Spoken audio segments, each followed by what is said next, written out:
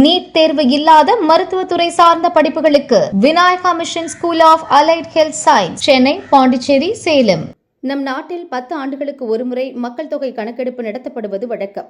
கடைசியாக 2011இல் மக்கள் தொகை கணக்கெடுப்பு பணி நடந்தது. தொடர்ந்து 2021இல் கொரோனா பரவல் காரணமாக கணக்கெடுப்பு பணி நடக்கவில்லை. அதைத் தொடர்ந்து 2024இல் லோக்சபா தேர்தல் நடந்ததால் அப்போதும் மக்கள் தொகை கணக்கெடுப்பு பணியை துவங்குவதில் தாமதம் ஏற்பட்டது. மக்கள் தொகை கணக்கெடுப்பு நடத்தும் போது ஜாதிவாரி கணக்கெடுப்பையும் நடத்த வேண்டுமென காங்கிரஸ் உள்ளிட்ட எதிர்க்கட்சிகள் வலியுறுத்தின. இதையடுத்து மக்கள் தொகை கணக்கெடுப்புடன் ஜாதிவாரி கணக்கெடுப்பையும் நடத்த மத்திய அமைச்சரவை ஒப்புதல் அளித்தது. 2027 மக்கள் தொகை கணக்கெடுப்புக்கான பணிகள் துவங்கி நடைபெற்று வருகின்றன.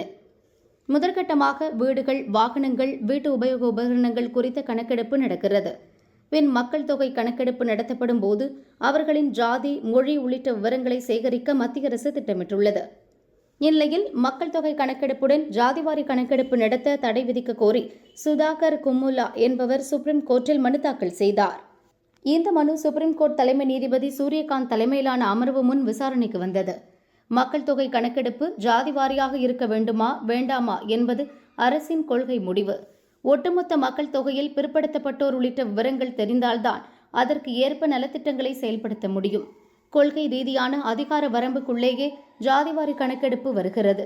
எனவே இந்த விவகாரத்தில் நீதிமன்றம் தலையிடாது என சுப்ரீம் கோர்ட் அமர்வு கூறியது.